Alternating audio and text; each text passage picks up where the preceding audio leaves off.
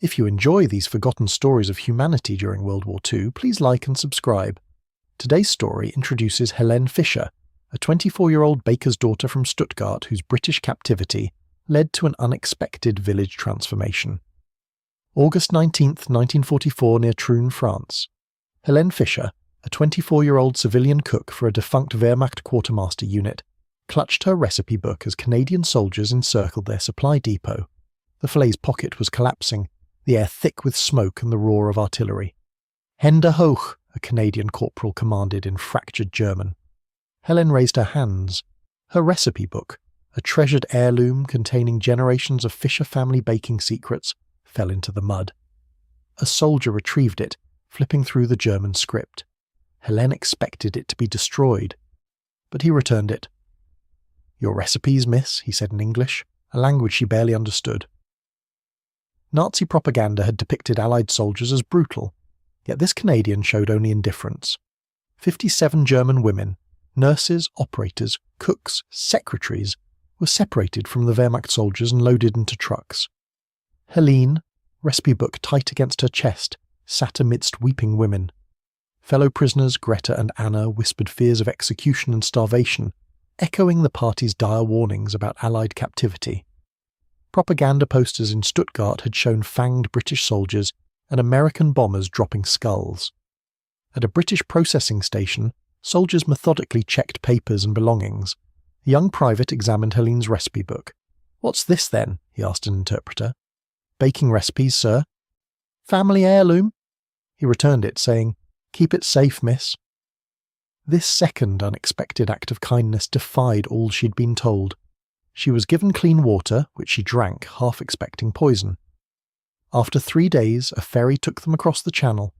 Helene watched France disappear, her thoughts on Stuttgart, likely reduced to ash by British bombs. England, appearing through the mist, seemed untouched by war, a stark contrast to her besieged homeland. September 3rd, 1944, Camp Culty, Northumberland. Helene arrived at a women's internment camp.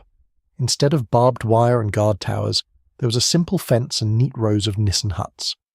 A British officer at processing noted her name, Helene Fischer, baker, civilian cook, and assigned her to Hut 7, instructing her to report to the camp kitchen the next morning. "Welcome to England, Miss Fischer," he said, a word that felt alien to a prisoner. In Hut 7, Helene found 5 other women. "From the August convoy?" asked Margaret, an older woman from Darmstadt. "I'm Margaret. Been here 2 weeks." Helene introduced herself. What happens here?" she asked. Margaret sadly smiled. "Nothing like they told us. No torture, no starvation. They feed us, give us work. The British they're just people, Helene. Tired people running a camp they don't particularly want to run." That evening in the mess hall, Helene queued with 200 German women for boiled potatoes, carrots, bread and weak tea. It was wartime food, rationed, but it was food. No one was starving. She sat with Margaret, tasting the dense, joyless bread. "I worked in a bakery," Helene whispered. "My whole life," Margaret predicted. "They'll put you in the camp kitchen. They need cooks. British Army cooks are terrible." Helene touched her recipe book, her grandmother's words echoing, "Good bread is dignity. Even in hard times we give people dignity." September 4th, 1944, 0800 hours, camp kitchen. Sergeant Davies, a British sergeant, stood by the massive industrial ovens. 20 German women worked under supervision. "You're Fischer, baker's daughter?" Davies asked Helene. "Yes, sir." He gestured at the bread production. "What do you think?" Helene observed Paula from Hamburg mechanically kneading dough, overworking it. "The bread could be better," Helene carefully replied. Davies chuckled. "Diplomatic, I've tasted it, it's rubbish, but it's all we've got. Rationed flour, yeast, time." "Can you do better?" A dormant challenge stirred within Helene. "I can try." Assigned to the bread section, Helene examined the meagre ingredients. Coarse flour, minimal yeast, salt, water. Her grandmother had baked through the First World War with less. She adjusted the water temperature, mixed gently, letting the dough rest, shaping each loaf with care. The other women watched. "Why does it matter?" Paula asked. "It's prison bread." "We're eating it too," Helene countered. "Why shouldn't it be good?" September 8th, 1944. Davies tasted Helene's loaf. Better, he admitted. The men noticed. Can you train the others? Helene became the bread teacher, showing Paula how to test dough readiness. Greta from Munich proper shaping techniques. Their technique improved the camp bread from barely edible to almost pleasant. That evening, Private Thompson, a young homesick guard, remarked to Helene through the interpreter, "My mum's a baker. Your bread today tasted like hers. First time I've had proper bread in months." Bread, Helene realised, spoke across language barriers. September the 15th, 1944. Helene sat reflecting. Recipe book open to her grandmother's rye bread recipe. It was impossible here, lacking the right flour and starter. "What is that?" asked Ilse, a new arrival. "Family recipes, 3 generations." "Think we'll ever bake real bread again?" Ilse wondered. Helene felt the weight of war. Yet, in this British internment camp, she found something unexpected. Her captors were not monsters, but exhausted people maintaining order. They fed prisoners, returned property, and even said, "Welcome." September 22nd, 1944. Major Harrison, the camp commandant, addressed the women. "Ladies, you expected cruelty. You were told about British captivity. I want to be clear, you are safe here. You will be treated with dignity according to Geneva Convention standards. You may send letters home. We are not your enemies. We are simply the people holding you until this terrible war ends." Many women cried, not from fear, but relief. The propaganda dissolved into a stark, bewildering reality. That night, Margrethe mentioned rumours of German women working outside the camp on farms, where labour was scarce.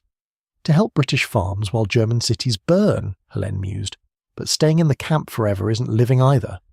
September 28th, 1944. Sergeant Davies introduced Helene to William Thornton, a village baker from Allendale, 5 miles west. Thornton, 63, needed help. His sons were at war, his apprentice dead.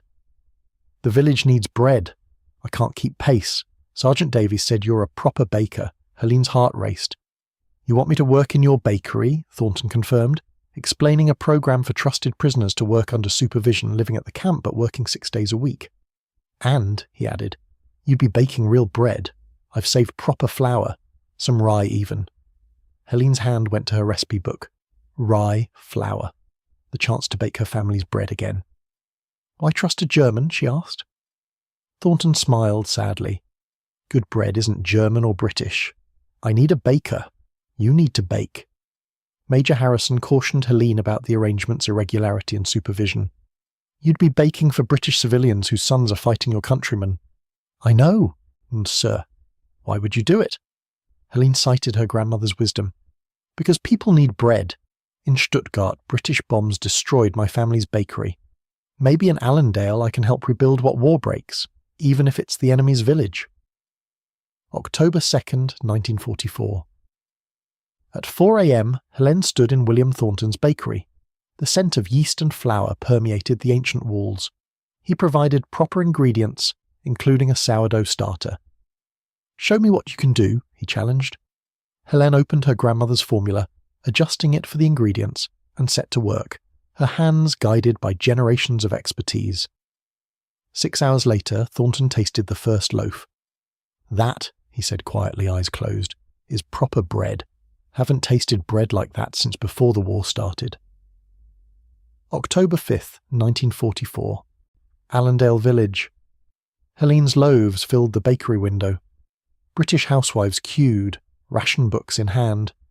Mrs. Patterson, an elderly widow, savoured a slice. "This is like the bread from before," Thornton proudly said. "German girl, prisoner at Camp Culty, best baker I've ever seen." Mrs. Patterson looked toward Helene. "Well, war makes strange things happen.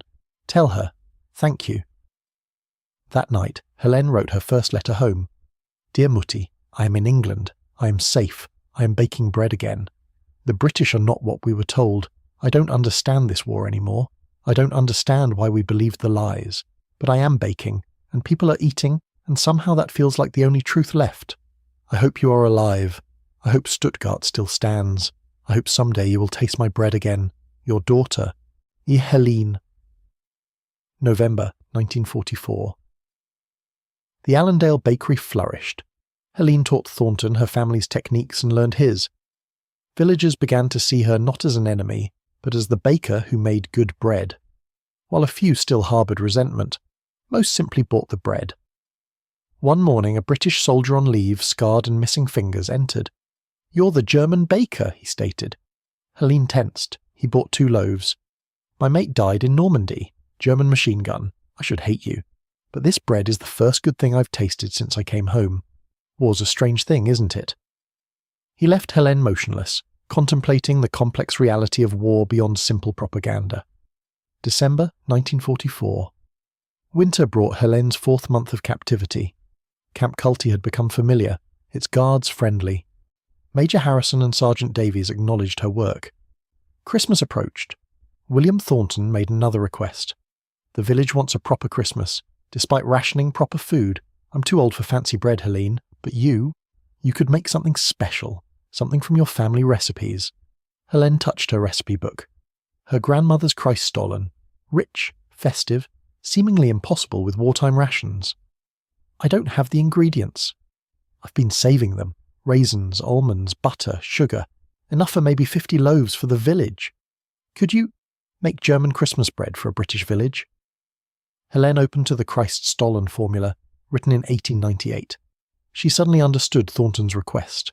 Not just for bread, but for connection, for humanity, for beauty and hope in war. "Yes," she said. "I'll make it."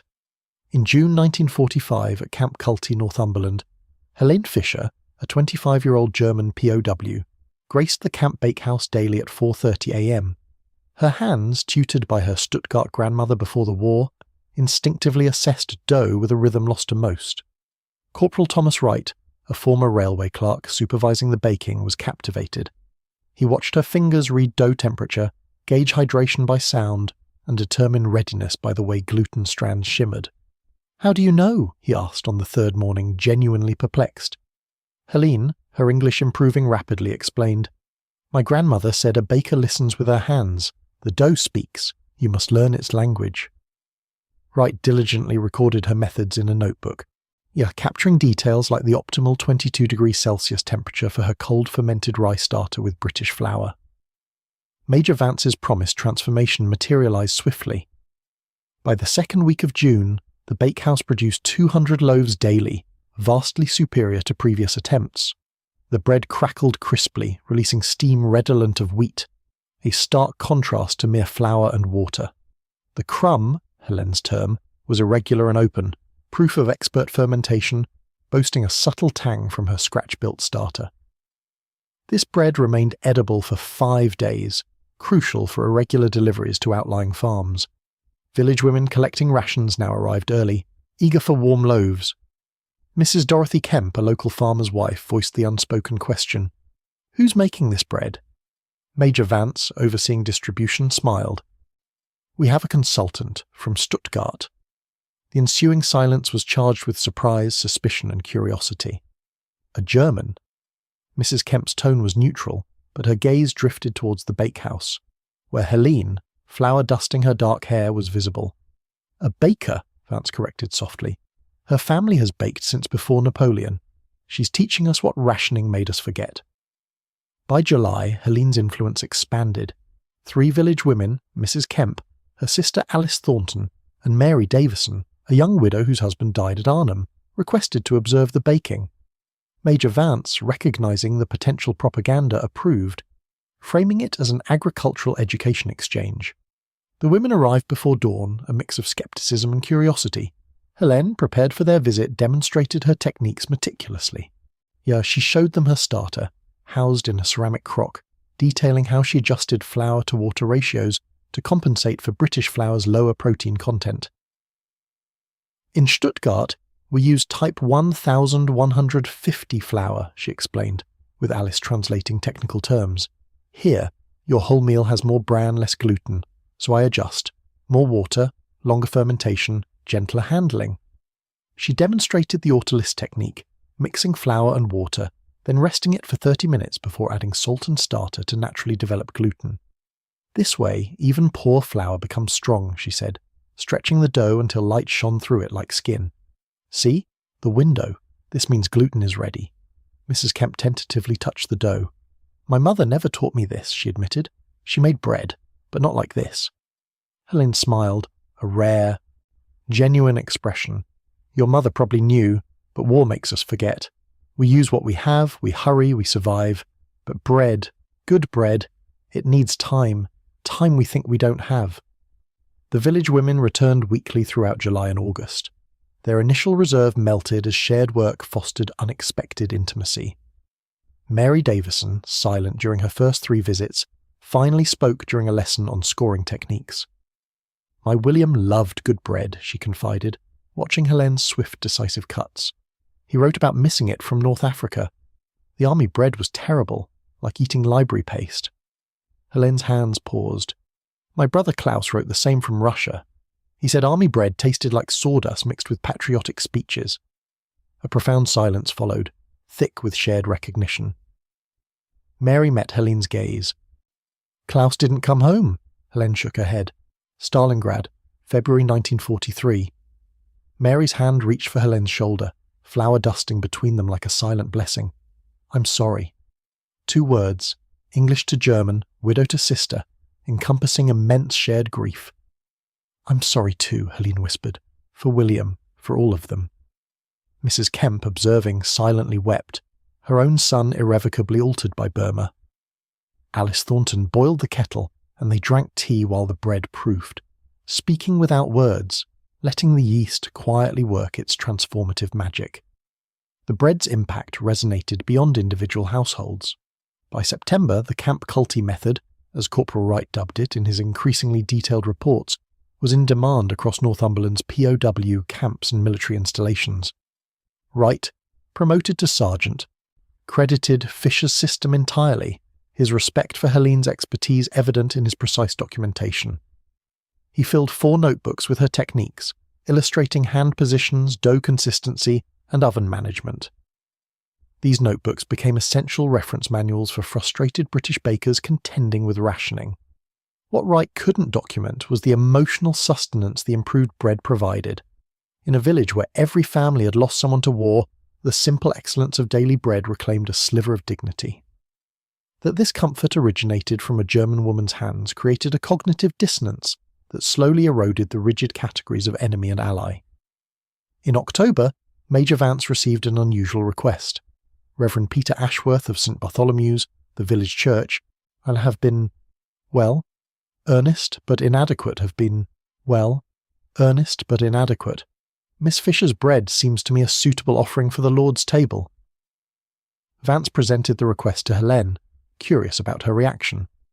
After reading the letter twice, Helene, now fluent in English, grasped the theological implications.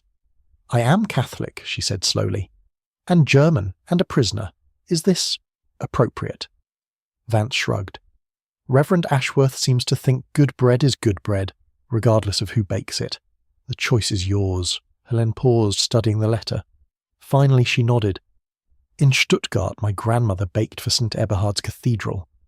She said God cares more about honest work than nationality. I think she would want me to say yes. On October 28th, Helene baked 12 small loaves with her finest technique. Pure white flour from officers' rations, mixed with honey and olive oil, shaped into cross-marked rounds. She delivered them, wrapped in clean linen, to St. Bartholomew's vestry, where Reverend Ashworth received them with formal gratitude and what appeared to be absolution in his eyes.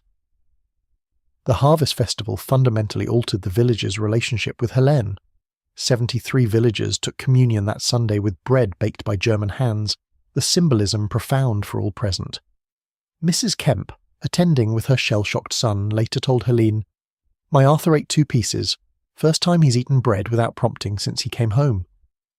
The gaunt, trembling young man managed a small nod towards Helene, his most significant acknowledgement of anyone outside his immediate family in months. Mary Davison brought a gift the following Tuesday, a small photograph of William in uniform inscribed, In memory of all who loved good bread and didn't live to taste it. Thank you for remembering that we were human. Helene kept the photograph in her pocket beside Klaus's last letter, the 2 deceased soldiers residing together near her heart. She showed Mary her brother's photograph in return, a laughing boy in Wehrmacht grey.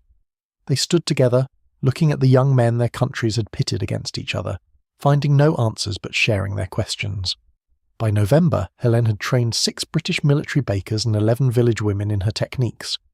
Her knowledge transfer was meticulous. She insisted on understanding not just the how, but the why. "If you only copy what I do, you cannot adapt when conditions change," she explained during a demonstration on altitude adjustment for proofing times. "You must understand the science. Yeast is alive, temperature matters, time matters. Flour is different everywhere. You must learn to think like the dough." Wright, documenting this in Notebook 5, scribbled in the margin, "Fisher's Law, think like the dough, revolutionary approach to military catering." The women she trained began teaching others, spreading her knowledge and yeast cultures throughout the village.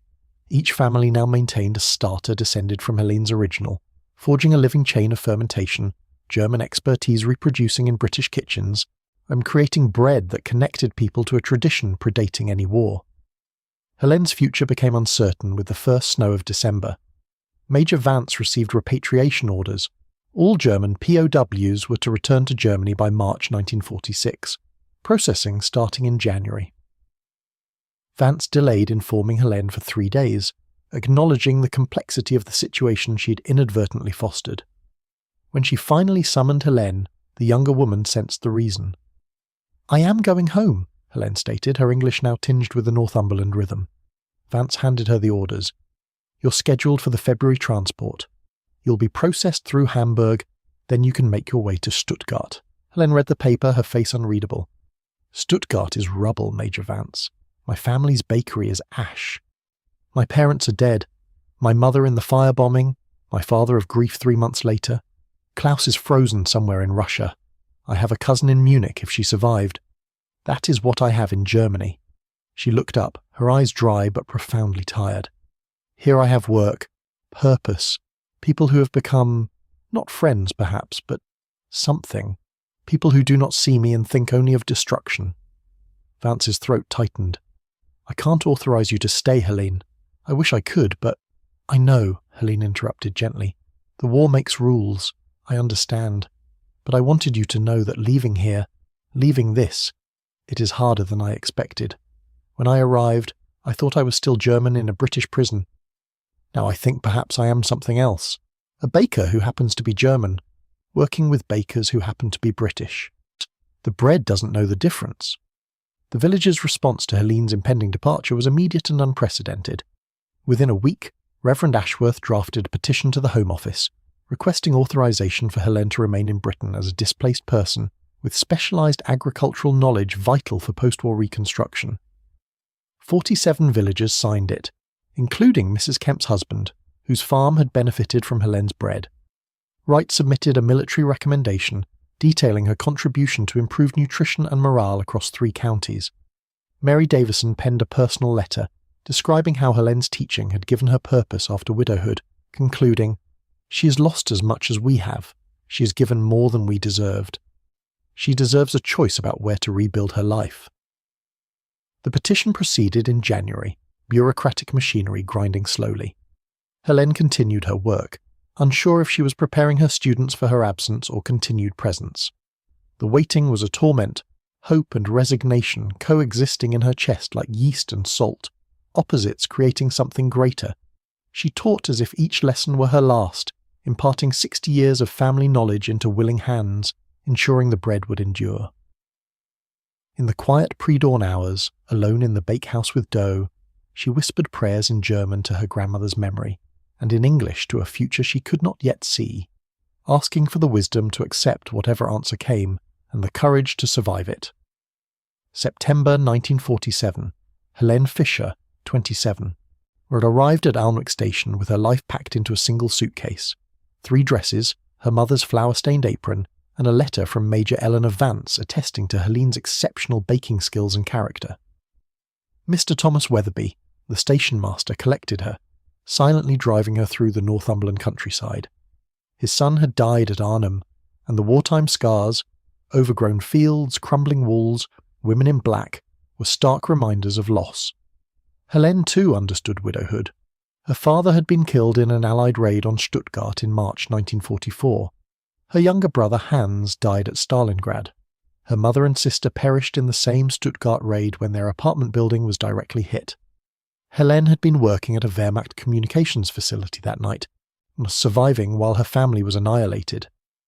3 weeks later, a Red Cross telegram at Camp Culty, Northamptonshire, where she'd been held since her capture in France in December 1944, confirmed their deaths. Major Vance had discovered her weeping, unable to return to a Germany that no longer held anything for her.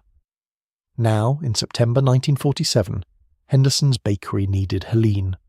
Post-war Britain was rationed, hungry and struggling. The government's bread units scheme made every ounce of flour precious, waste a crime.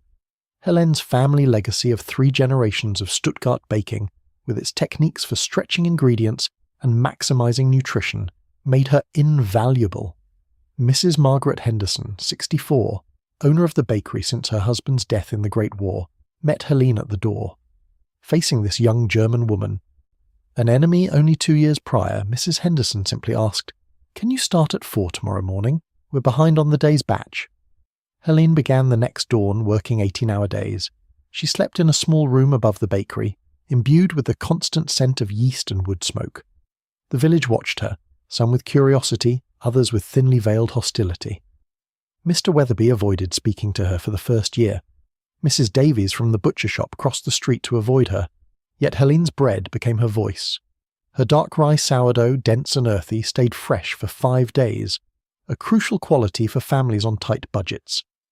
Her method of incorporating potato water extended flour rations. Her crusty rolls, baked with German steam injection techniques, developed crackling exteriors unfamiliar to British housewives.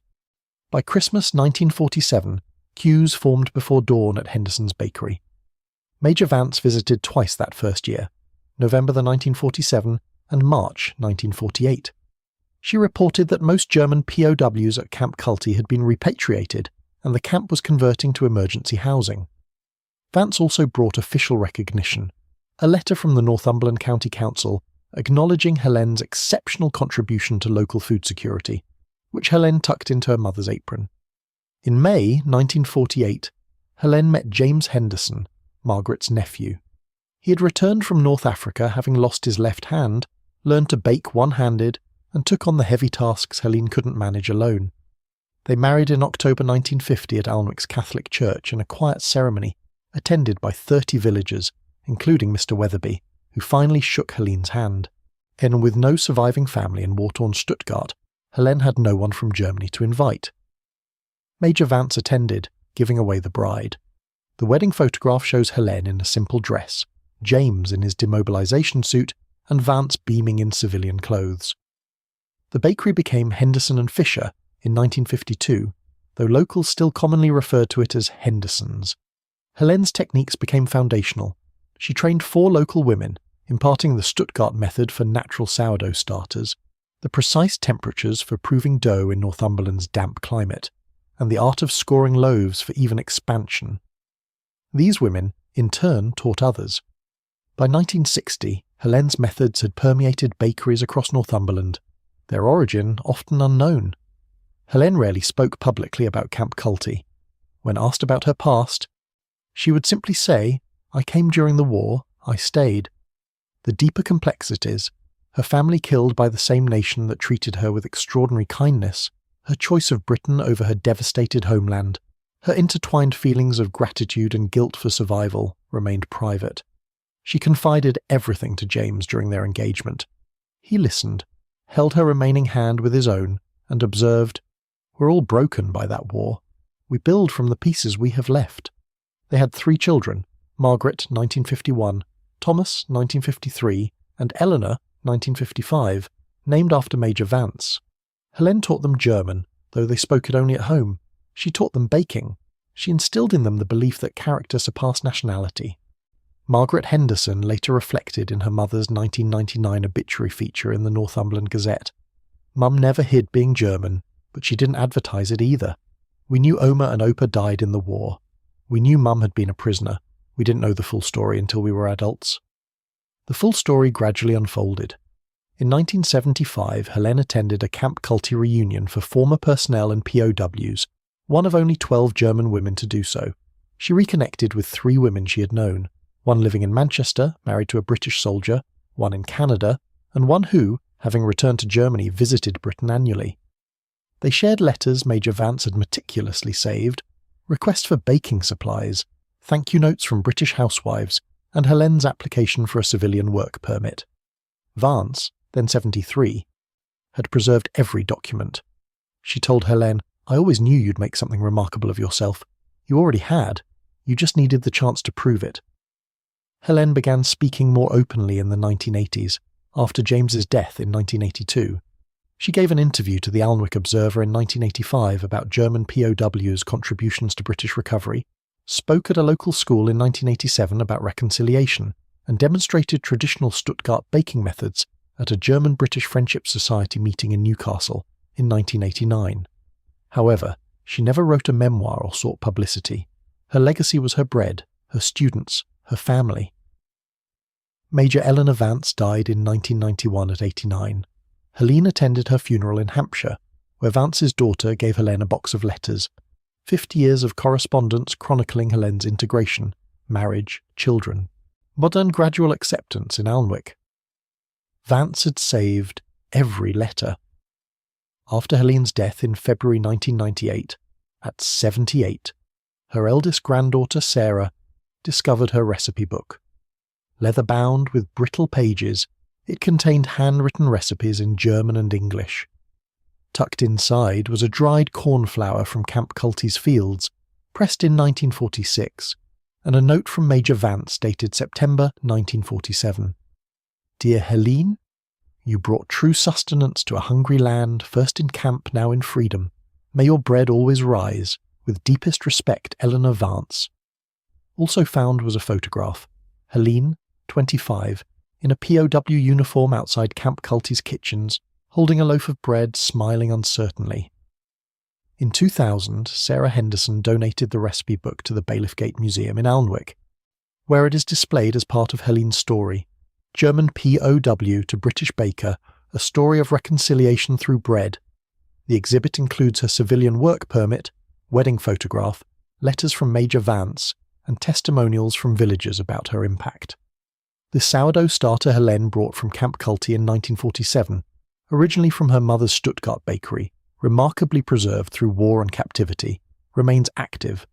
Sarah maintains it, feeding it weekly and using it in the bakery she now runs, continuing the 4th generation of Henderson baking in Alnwick.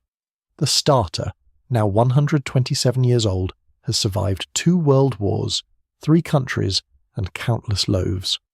Genetic testing in 2015 by University of Edinburgh Food Science Project confirmed its unique strain of wild yeast, distinct from British varieties, thus proving its German origin. 3 Alnwick bakeries still use Helene's methods. The Northumberland Bread Trail, established in 2005, includes Henderson's bakery as a heritage site. Culinary students from Newcastle University study her techniques for maximising nutrition during scarcity, a relevant topic as food security concerns resurface. In 2018, the German Embassy in London featured Helene's story in an exhibition on German-British reconciliation, emphasising how former enemies became family through simple human connection. Her story is significant because it encapsulates the complexities of war's aftermath. The bombs that killed her family came from the same nation that showed her kindness. She mourned German losses while building a British life, and survival sometimes meant choosing her captor's country over her own. Helene Fischer demonstrated that reconciliation is not grand political gestures but daily acts. Baking bread for hungry villagers, teaching British women German techniques, raising half-German children who felt fully British, and maintaining friendships across former battle lines. Her legacy endures in active yeast, in recipes still used, and in the reality that something as fundamental as bread transcends nationality. In 1947, Alnwick needed sustenance. Helene provided it, not as an enemy nor as a victim, but as a baker, a neighbour, a human being. The war had tried to define her as German first, woman second.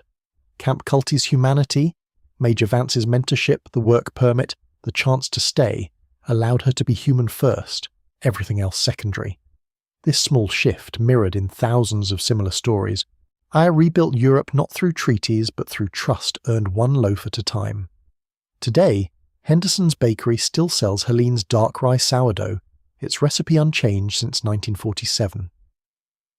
The starter from Stuttgart continues to rise, proof that humanity survives propaganda, that enemies can become family, and that the best memorial to war's destruction is not monuments, but shared bread, crossed borders, and former adversaries choosing each other as home.